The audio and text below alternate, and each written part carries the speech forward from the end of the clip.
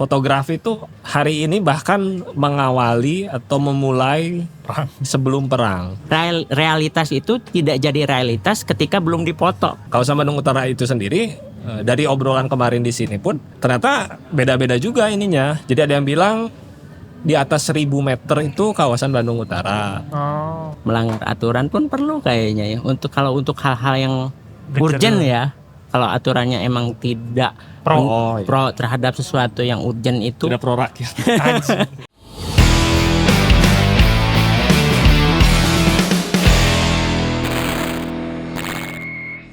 Baik lagi di Voice of Rouse. Episode kali ini kita bakal bahas sesuatu yang sempat viral mungkin kemarin-kemarin ya, terkait fotonya Kang Denny Sugandi. Jadi foto-foto drone gitu aerial yang memotret daerah kawasan Tangkuban Perahu ya, sekitar Tangkuban Perahu. Sukawana ya, di Sukawana. Sukawana mah di KPU ya.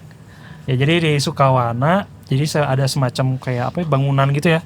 Bangunan yang baru dibangun gitu di tengah kawasan ya di situ, dan itu jadi rame karena ternyata itu tuh kawasan apa?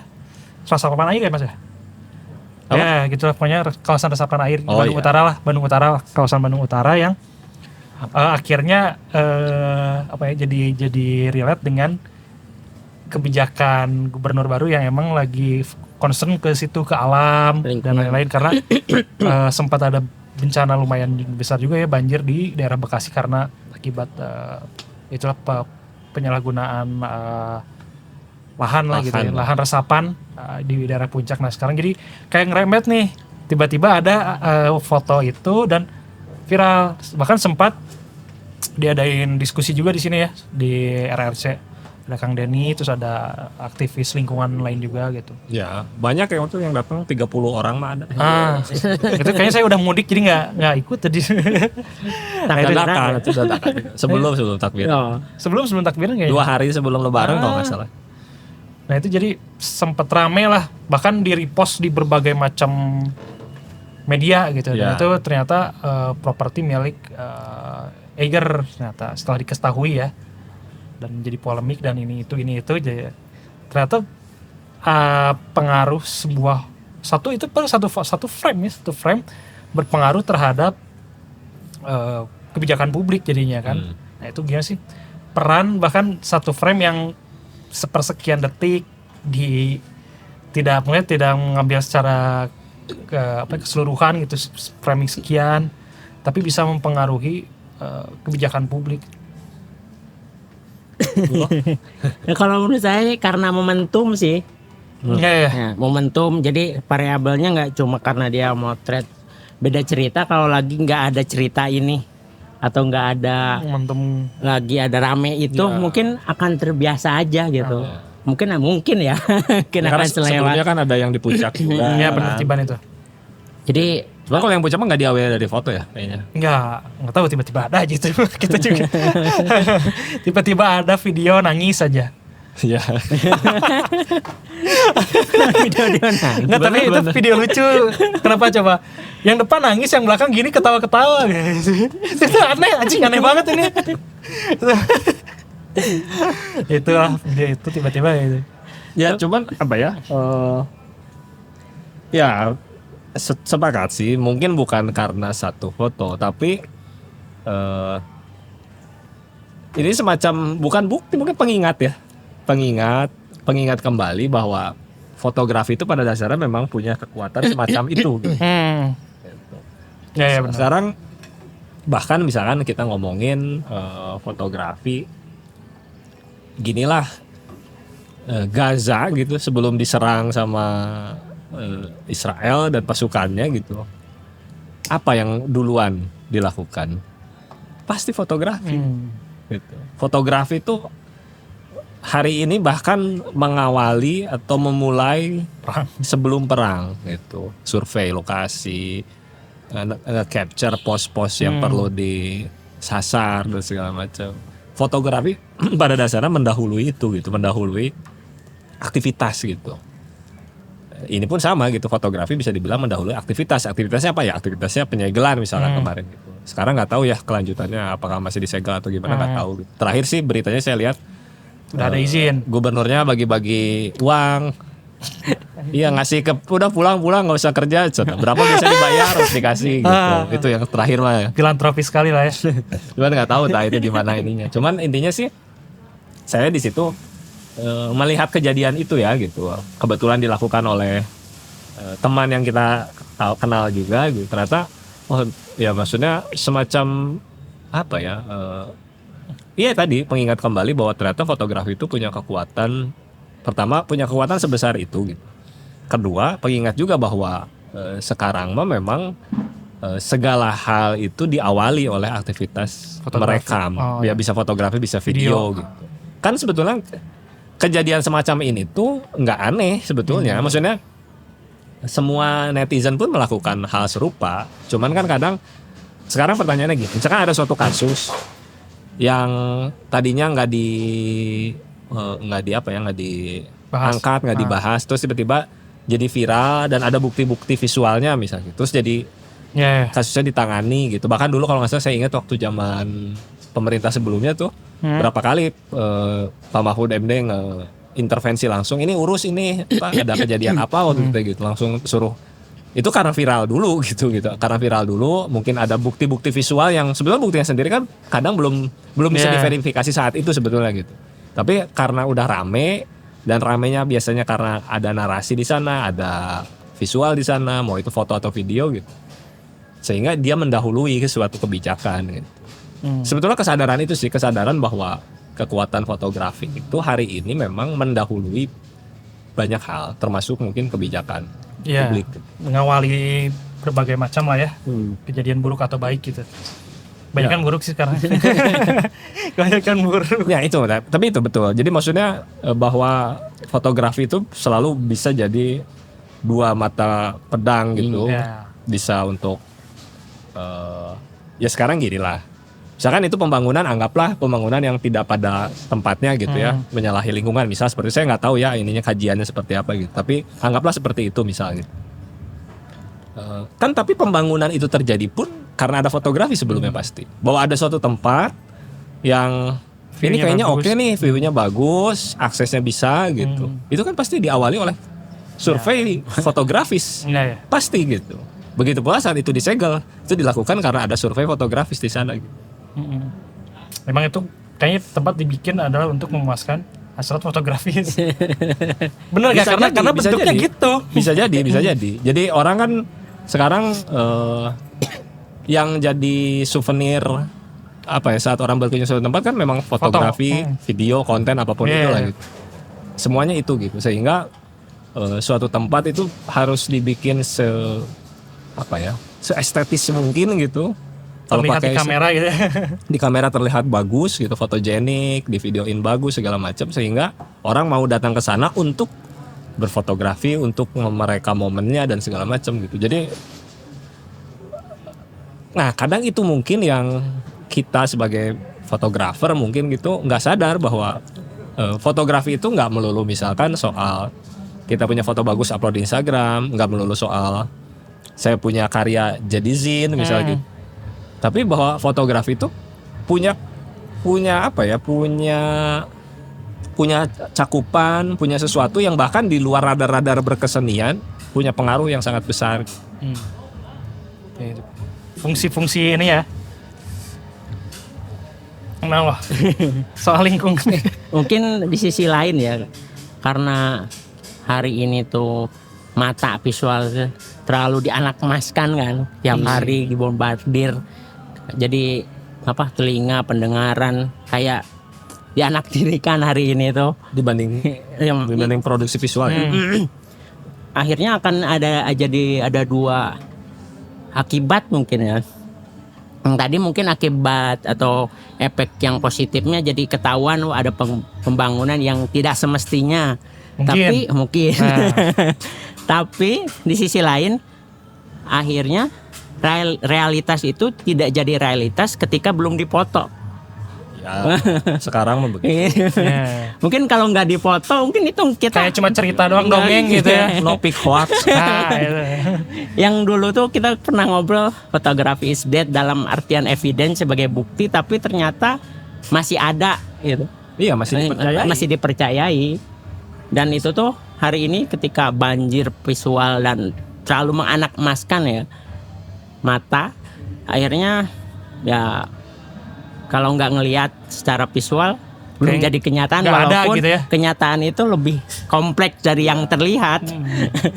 Ya itu kan kalau nggak salah foto yang beredar atau yang di share itu kan ada dua foto yang tampak jauh dan tampak yang lebih zoom gitu, tampak lebih dekat gitu kan. Padahal waktu itu Kang Denny juga bilang dia motret cukup banyak gitu. Tapi dia pun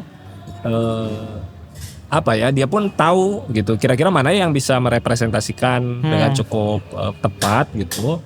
Sehingga dua foto itu yang akhirnya dia pilih gitu untuk di-share gitu di Instagram pribadi yang akhirnya tadi di repost di berbagai media dan segala macam gitu. Tapi kan itu pun di sana ada kesadaran memilih, ada kesadaran bahwa visual itu seperti apa. Meskipun saya tahu Kang Denny sendiri secara praktik kan sudah cukup sering sebetulnya memotret hal-hal semacam itu ya gitu. Terutama mungkin yang di area-area Bandung Barat, kayak daerah Cipatat, yang Kars itu ya. Yang Kars itu kan itu juga cukup banyak gitu. Bahkan saya pernah baca tuh salah satu postingannya kalau nggak salah yang dia memotret suatu gunung kapur yang hilang ya. Yang hilang gitu. Yang tadinya dari 700 ketinggian 700 meter jadi 200 meter gitu kayak gitu. Itu tuh sudah sering dilakukan, tapi tidak viral. Karena momentumnya mungkin ya. Tuh. Iya benar. Momentum, algoritma pas, kebetulan pas.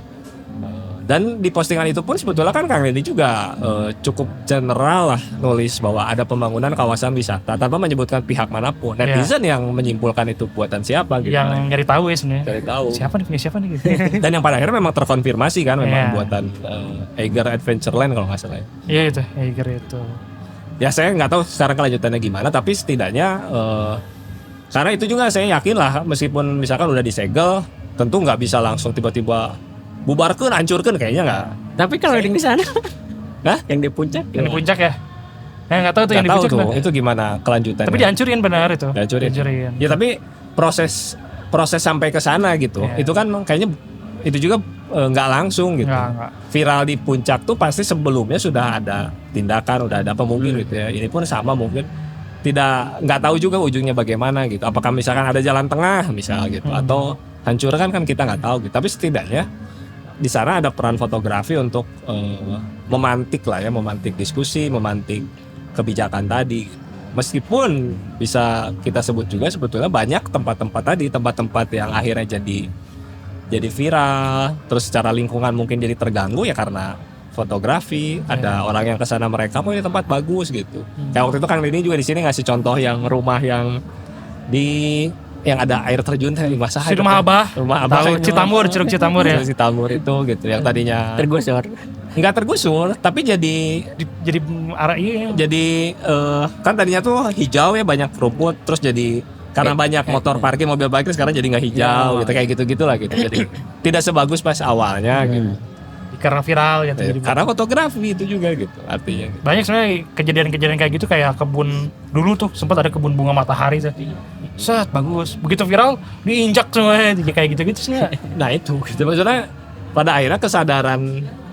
Nah ini juga sebetulnya apa ya? Ini juga permasalahan saat misalkan orang melihat suatu foto lalu kan foto itu hanya segitu aja kan gitu ya. Iya gitu. Itu. Ya kalau di HP ya segitu aja gitu. Tanpa kita bisa melihat sebetulnya di sininya apa, sananya apa. Pakai AI bisa tapi kan bukan gitu. Bukan itu gitu maksudnya. Kita nggak tahu di sini apa, di sana apa, sehingga orang tuh langsung bisa terpancing karena mempercayai bahwa ini tempat bagus gitu. Ini tempat di foto bagus misalnya gitu. Tempat ini kayaknya kita harus ke sana karena kalau kita foto di sana ini bakal bagus. Padahal kan itu mereka hanya melihat itu gitu. Ya mungkin setelahnya ada yang nge-search video di YouTube, di TikTok dan segala macam sehingga mungkin ada informasi tambahan. Tapi kan pada dasarnya apapun itu ya, mau itu bentuknya video, mau bentuknya itu foto, itu tuh memang hanya sesuatu yang sangat sesuatu yang parsial lah, dia tidak menggambarkan realita tempat itu secara utuh gitu. Oke. Terkait ini kan foto aerial tuh sebenarnya lumayan regulasinya lumayan jelas nih. Karena 2 juta. Promo. Karena ada ganja enggak ya? Bukan, ternyata bukan gitu ternyata katanya. Itu juga netizen kan yang cocokologi. Ternyata ada ganja padahal enggak, ternyata udah dari zaman itu juga udah gitu. Kayak saya sempat nyobain daerah Asia Afrika, teman tuh mau nerbangin drone, ternyata zona merah tuh nggak bisa. Nggak Jadi bisa. drone tuh ketika udah terbang Mati. nggak turun lagi otomatis. Turun lagi otomatis. Jadi Karena ada kayak emang- jammer gitu Ya ya. nggak bisa nih. Nah itu Tapi kan nggak langsung Nggak. lepas gitu ya. Makanya kan regulasi aerial fotografi itu sekarang ya udah lumayan jelas lah zona mana yang enggak, zona mana yang ini. Nah, berarti kan ada sesuatu yang memang private dan tidak boleh, ada yang boleh gitu. Ya. Nah, yang kemarin itu kan masuknya harusnya ke daerah korporat, mungkin karena udah pengelolanya udah di. Ya. Nah, sejauh mana sih kita tuh boleh memotret atau mengambil gambar di daerah-daerah yang memang sebenarnya bukan ruang publik, tapi memang Ya. sudah menjadi ruang korporat atau pribadi gitu. Nggak, saya jujur nggak begitu paham ya regulasinya, tapi dari beberapa kali obrolan gitu, sama Kang Dini juga sempat ngobrol gitu. Yang pasti nggak boleh mah objek vital, tentara, Militer ya. terus pembangkit listrik, itu nggak boleh. Oh, pemain list nggak boleh? Ya kalau pembangkit listrik dibom ku, Antek. antek asing, Antek asing. Kata antek asing aja. atau sama asing gitu, karena tahu oh ini nggak ada videonya nih di YouTube nih, di TikTok nih pembangkit listrik ini kalau mau dilumpuhkan tembak bagian sini kan bahaya juga. Antek asing anjing gitu. Ya itu objek vital termasuk pangkalan militer dan segala macam. Itu mah jelas Nggak boleh lah. tidak itu. boleh gitu. Nah kalau yang urusan private dan korporat saya nggak tahu apakah strict itu gitu sih aturan atau nggak. Tapi yang jelas dari kemarin sempat ngobrol ya Kang Den itu mengambil dari luar areal tersebut. Oke. Ngambilnya tuh di dekat warung warga situ sebetulnya gitu. Jadi karena kameranya punya kemampuan zoom misalnya gitu. Ya bisa ngezoom dari ketinggian tertentu. Ya maksudnya Kang Denny mungkin lebih paham lah soal aturan aerial fotografi drone dan segala macam karena memang bermain di situ gitu pasti lebih paham gitu. Cuman kalau dari kemarin sekilas ngobrol sih si drone-nya tuh nggak masuk ke areal si private property itu gitu, tapi dari luar. Dan sebetulnya Kang Denny juga bilang tidak ada niat untuk ngerekam itu awalnya memang, memang lagi nerbangin drone aja terus kelihatan ada apa ini gitu mungkin di foto gitu. Milih. Meskipun di situ pun udah ada warga katanya udah ada yang aduh biasanya saya jalan ke sana jadi nggak bisa karena ditutup dipagar dan ternyata masih ada pagar laut. Jadi kemarin saya baca beritanya masih ada pagar laut. Pagar laut. Belum dibongkar gitu. Nah itu juga kan kayak gitu terus dan katanya sih bahkan dulu itu salah satu trek pendakian Tangkuban Parahu Upas ya, itu tuh. Upasial ya. Nah, jadi sekarang jadi nggak bisa gitu.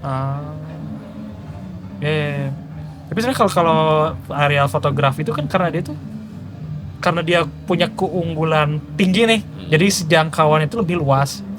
Otomatis ketika ada properti pribadi kita yang Ambil. nah itu apakah gimana ya? Secara etik lah, kita nggak, kalau aturan agak susah lah ya. Susah, beda-beda. Secara etik gimana ya? Maksudnya apa? Gimana? Apa sudah menjadi masalah kah atau karena emang itu lumayan ya kan, kadang ada beberapa orang yang kayak kadang benteng itu tinggi karena bilang dia nggak mau kelihatan. Tapi ketika ada drone, itu ini. Ya gimana loh? Ya kalau secara etik tergantung kepentingannya sih. Kepentingan masing-masing kan. Kepentingan si pelaku. Yang mau ngambil itu kalau ya. nggak sengaja ngambil itu dan kita nggak punya niat apa-apa ya nggak apa-apa, kecuali kita emang sengaja memata-matai ingin cari sesuatu. Nah kalau kayak tadi nih, karena ini kan nggak sengaja tuh Ya. gitu. Iya. Tapi ketika diposting nggak Ya nggak apa-apa lah, apalagi itu kan dampaknya bagus ya. Kalau ke lingkungan, ngelihat dampak lingkungan yang mungkin berakibat nanti kepanjangannya merusak lingkungan sih ya menurut saya fine aja. Iya. Dan saya yakin maksudnya terlepas dari fotonya Kang Denny yang di Sukawana itu, saya yakin sebetulnya cukup banyak yang semacam itu kayaknya ya gitu. Ini mah asumsi aja gitu. Harusnya sih mungkin banyak gitu. Dari kalau kita lihat macetnya Bandung tiap weekend sih kayaknya banyak. Makanya iya pembawa terus kan soal itu kan posisinya di KBU Kabupaten Bandung Utara. Yang kawasan Bandung Utara itu. Kawasan Bandung Utara. Kawasan Bandung Utara itu sendiri dari obrolan kemarin di sini pun ternyata beda-beda juga ininya. Jadi ada yang bilang di atas 1000 meter itu kawasan Bandung Utara. Kalau gitu mah rumah saya di Geger Kalong juga masuknya Masuk. kawasan Bandung Utara. Terlepas kan kalau katanya kalau udah di kawasan Bandung Utara tuh yang bisa dibangun cuma 15% kalau nggak salah si perdanya tuh gitu. Kalau cuma boleh 15%, yakin sekarang cuma 15% gitu. Kalau hitungannya 1.000 meter ya rumah keluarga saya di Geger Kalong itu udah 1.000 meter gitu. Di situ juga perumahan semua gitu. Dia Geger Kalong 10.000 meter tuh kayak kebayangan lah. Kayaknya udah 1.000 ya, nggak tahu sih, saya nggak pernah ngukur pakai altitude meter. Tapi kayaknya udah 1.000 deh. 1.000 meter. Gitu. Karena ketinggian ya 1.000 meter Ketinggian, ibadah. iya. 1.000 mdpl gitu. Ya. Pastor ya? Tuh kalau mulai dari pasar udah jelas pasti Geger Kalong. Kalau kayak Kiara Condong tuh 600 tuh. Ya, Karena tahu ini stasiunnya 600-an kayaknya kan? 600-an. Iya. Ya. Masuk akal sih kalau daerah bahkan daerah itu ya, daerah UPI, daerah itu udah Kayaknya udah Bandung sih. Utara Harusnya udah udah gitu. sih. Kan itu ke atasnya isinya bangunan Iya, private, hotel, kafe dan segala macam ada semua. Jadi banyak sebetulnya kalau mau ngomongin itu mah gitu. Cuman balik lagi lah, maksudnya saya ngelihat kalau potensi-potensi ini adalah potensi yang kalau misalkan fotografi memang berdosa gitu ya, berdosa mengawali tadi ya, pembangunan itu diawali oleh fotografi, perang itu diawali oleh fotografi. Ada baiknya juga memang hal semacam gini gitu, fotografi bisa apa ya, membayar dosanya lah gitu. Ya terus. Benar, setuju. Menembus dosa. Penembusan dosa ya. Penembusan dosa Anjing. gitu. Tapi masalahnya banyakan mana? Menembusnya atau berdosa? Ya kan lebih banyakan mana ya? Kalau tanya gitu mah udah pasti lebih banyak orang berdosa dibanding orang suci mah. Gitu loh, udah pasti itu mah. Gitu. Tapi ini ada yang menarik juga sih terkait apa ya, pengambilan boleh atau tidaknya pengambilan foto di kawasan kayak yang kereta api ini baru-baru di stasiun, daerah-daerah stasiun tuh ternyata sekarang dia diperbolehkan ternyata. Kan dulu tuh gak boleh tuh, Nggak boleh. dilarang. Nah sekarang udah diperbolehkan. Itu tuh baru diperbolehkannya. Saya baru dapat infonya kemarin di Twitter tuh scroll, ternyata baru ada peraturan baru boleh asal bukan untuk komersial dan bener nggak pakai alat kayak lighting dari mana eksternal gitu. Gimana selama dia Pakai hanya kemudian pribadi dan ya maksudnya kamera nggak mengganggu orang lain berarti. itu ternyata sekarang udah diperbolehkan. Jadi kayak mungkin ada apa ya, ada pergeseran juga nih mungkin karena si fotografi ini juga bisa membantu Dampak. Promosi punya lah. dampak. Jadi sekarang udah diperbolehkan. Nah, sebenarnya apa ya, kayak peran regulator atau pemerintah nih buat mengatur do's and don't-nya ya, apa yang boleh dan tidak. Ya itu tuh sebenarnya perlu nggak sih? Fotografi secara keseluruhan bukan hanya aerial ya. Iya ya. Kayaknya sih kalau menurut saya tetap perlu ya. Maksudnya kita perlu sesuatu yang jelas. Kayak misalkan saya motret di kereta boleh atau enggak, saya juga baru tahu sekarang. Ternyata boleh misal gitu ya. Karena dulu pun saya sempat tidak boleh gitu. Iya. Sempat dilarang, ditegur gitu, nggak boleh. Oh ya udah gitu. Saya mah nurut aja gitu. Daripada ribut kan males ya. Udah. Gitu. Karena melihat mengeluarkan kamera gitu kan. Kalau ternyata boleh. Nah, tapi permasalahannya meskipun misalkan regulasinya udah dibuat, informasinya itu sampai nggak ke Masyarakat. masyarakat. Pertama sampai nggak ke masyarakat. Kedua sampai nggak ke para petugas, pemangku kepentingan di tempat dan segala macam. Sampai juga apa enggak gitu. Jangan-jangan bisa jadi nggak sampai, sehingga nanti yang satu bilang boleh, yang satu bilang nggak boleh, kan itu kan jadi masalah. Oke, gitu. Koordinasinya gitu. Kayaknya sih tetap perlu ya kalau menurut saya ada aturan. Justru orang bisa seenaknya ngomongin etika aja, orang bisa seenaknya karena tidak ada aturan yang cukup jelas. Tapi jangan juga misalkan terlalu melarang. Regulasi itu malah menghambat kebebasan berekspresi, kebebasan berpendapat, sekaligus juga menjadi batasan untuk orang memberikan suatu bukti terhadap suatu kejadian yang menyimpang misalnya, kayak gitu. Ya itu benar. Gimana? Ya mungkin menurut saya sih hukum aturan itu mungkin layar pertama ya, karena ya etika kita tuh masih up and down, berkesadaran kita tuh kadang lost. Ya perlulah aturan-aturan itu, kecuali udah settle semua nih, kita nggak perlu aturan, ya fine aja, mana yang boleh mana yang enggak kita udah bisa ngerem sendiri. Kesadarannya sama lah ya. Ya tinggi lah. Kayaknya memang bangsa ini perlu banyak aturan. Tapi aturan itu jangan jadi cuman ke rakyat kecil doang. Gitu loh maksudnya. Kan masalahnya apa? Kadang aturannya tuh cuman tumpul ke atas masalahnya tuh gitu. Iya. Nah, itu termasuk ya ini gitu, kayak misalkan permasalahan lingkungan ini juga kan kita nggak tahu ya. Kita disalah-salahin buang sampah sembarangan, tapi di atas ada yang bikin sesuatu yang bisa merugikan orang banyak juga gimana gitu. Karena beberapa kasus tuh ada kayak bukti nih kan kejahatan dilakukan oleh aparat, diviralkan. Justru malah yang Kena. ngerekamnya tuh yang kena. Karena ada UU ITE. Itu pasal-pasal itu. Berarti kita tuh sebenarnya butuh sebuah aturan atau regulasi yang memang jelas dan memang peruntukannya bukan pasal karet sebenarnya. Iya, iya.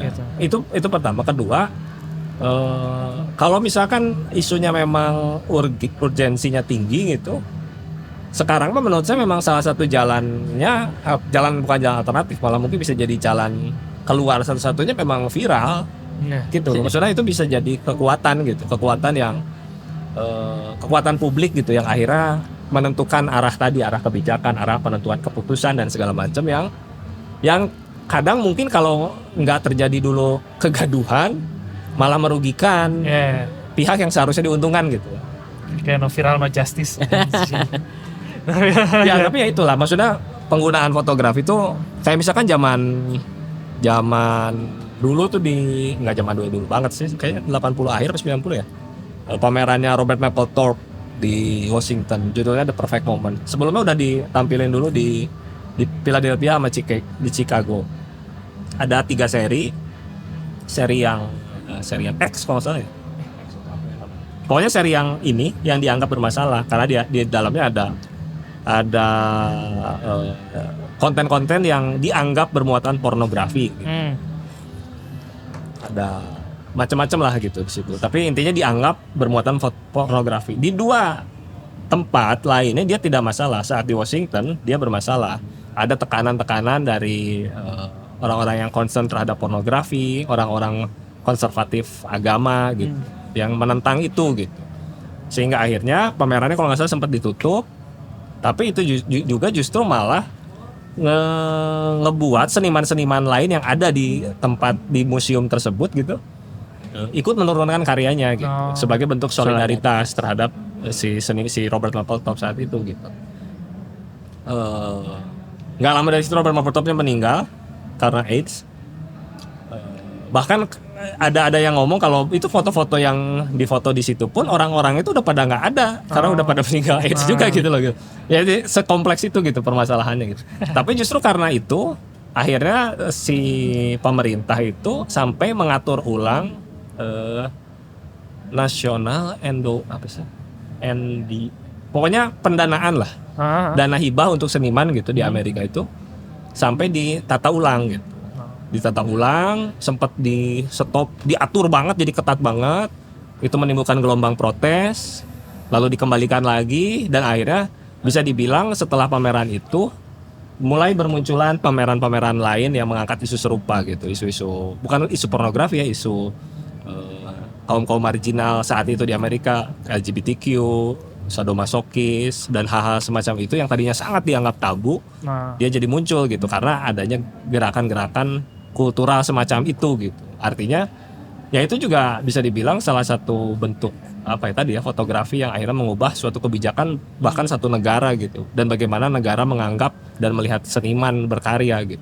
Ya di kita sih mungkin nggak pernah sampai sejauh itu ya kalau ke seniman gitu, mungkin lebih ke hal-hal yang sifatnya langsung publik, langsung yang suatu yang taktis gitu kayak tadi soal lingkungan dan segala macam. Tapi ya artinya sih bersuara semacam itu tuh tetap diperlukan gitu. Ya mungkin bukan saya karena saya mah jarang kayak gitu. Tapi maksudnya suara-suara semacam itu tetap mesti dikeluarkan gitu. Selama tadi sih ngecek, mungkin kayak Kang Denny juga berani karena dia ngerasa dia tidak melanggar apapun dalam proses pembuatan si foto itu gitu. Dia udah tahu gitu rules-nya gitu. Nah itu kan perlunya jelasnya sebuah rules itu di situ gitu. Saat kita mau berkarya, apalagi misalkan karyanya itu mengkritik dan segala macam, rules itu yang harus diketahui gitu, baik oleh publik secara luas, oleh si senimannya gitu, sehingga sama kayak inilah siapa dulu yang podcast tuh Haris Azhar sama Fathia tuh. Itu ya. Itu juga kan masuk persidangan dan akhirnya menang gitu. Ya karena Mereka tahu. Karena mereka tahu rulesnya, mereka tahu bahwa mereka tidak menyalahi aturan misalkan dalam pembuatan itu. Jadi kalau pertanyaan tadi soal aturannya harus jelas sehingga publik pun harus tahu, informasinya disebarkan gitu. Sehingga saat orang berkarya itu jadi nggak takut, nggak ragu-ragu gitu. Iya benar. Setuju sih. Apalagi terutama kayak saya yang seringnya pakai street fotografi gitu, itu kan ruang publik dan menyangkut banyak orang gitu. Kayaknya perlu ada sih ke apa, jangan nggak abu-abu gitu. Ya. Gitu-gitu. Ya itu nanti kamu ditentang sendiri. Wah, cina mau diatur-atur nih. Kan emang mau katanya enggak ya? Enggak gitu. Nggak tahu. Enggak ya, aman ya. Tapi di lain sisi mungkin perlu juga kalau udah ada aturannya, melanggar aturan pun perlu kayaknya ya. Untuk hal-hal yang urgent ya. Kalau aturannya emang tidak pro terhadap sesuatu yang urgent itu, Tidak pro rakyat. Kiri banget ini, kiri banget. Kayak dulu kalau kita ngelihat zamannya siapa ya? Sebelum Galileo. Soeharto. Oh enggak, bukan. Anjing Galileo anjing jauh. Ya itu dunia tuh flat kan. Ya. Terus ditendang sama Dan Galileo. Heliocentris juga. Itu kan ditentang habis-habisan tuh kan sama gereja apapun lah.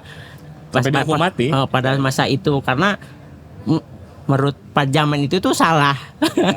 Berarti itu melanggar aturan kan. Betul. Aturan yang ada saat itu. Tapi si Galileo ini dan kawan-kawannya kan berusaha, ternyata kalau hari ini tuh tentang ngomongin fotografi itu bisa merubah realitas. Kayak tadi diceritakan di Amerika kan realitasnya dirubah tuh kan. Antara kebijakan yang tadinya ini jadi sesuatu yang tabu jadi tidak tabu. Mungkin kita mesti bijak di situnya ya. Untuk menggunakan si fotografi. Ketika kita memang mau break the rules, kita tahu nih apa yang tujuan untuk break the rules. Dan kadang-kadang harus ada martir. Harus ada martir. Tapi harus ada martir-martir yang memang mau ngecek sistem gitu loh. Nah itu ya benar-benar sih. Harus ada juga gitu. Maksudnya kayak misalkan ada seniman namanya Richard Prince. Dia tuh senang bermain di area abu-abu soal copyright. Kayak dia dulu yang terkenal motret billboard Marlboro, tapi cuma dia potong kuda bagian belakangnya. Terus dia juga pernah bikin pameran screenshot Instagram orang, dia pamerkan kembali dan dijual gitu. Dan dia dituntut dan kalah tuntutannya. Tapi artinya harus ada orang-orang semacam itu menguji juga ya, yang memang menguji sistem gitu. Dan memang salah satu fungsi seni itu juga sebetulnya gitu, untuk break the rules sekaligus juga bikin riak gitu loh di air yang tenang lah gitu. Sehingga jangan sampai yang maksudnya tuh break the rules itu dalam artian break the rules korupsi misalnya. Break the rules nggak gitu gitu. Break the rules itu harus ada yang ngecek regulasi, ngecek sistem. Dan kesenian tuh menurut saya punya power itu ya. Punya power itu gitu. Kayak misalkan teman kita Wanggi gitu. Wanggi kan kalau aksi diam ya, tidak ada suara gitu. Tapi bisa aja suatu waktu dia beberapa tahun lalu pernah dicekal gitu, diberhentikan gitu. Padahal aksinya nggak ngomong, nggak apa gitu loh. Itu kan itu juga aneh gitu. Kenapa gitu? Nah, misalnya harus ada yang mau ngecek sistem gitu. Nah itu gimana lo mau? Nggak. Ya gitulah, jadi kesimpulannya tidak ada seperti biasa. Oke, sampai jumpa di episode selanjutnya. Terima kasih sudah menonton. Atur nuhun juga ini. Ada Wajid juga ternyata dari Indri tadi. Baso. Dari Garut ya. Terus ada Baso juga dari Garut, dari Indri. Ini masih dalam nuansa Lebaran. Sama ada dari Kang Geman ini dari Kuningan dan Naringan. Alhamdulillah. Atur nuhun pisan konsumsi Tech Podcast-nya. Baik, atur nuhun. Sampai jumpa di episode berikutnya. Bye.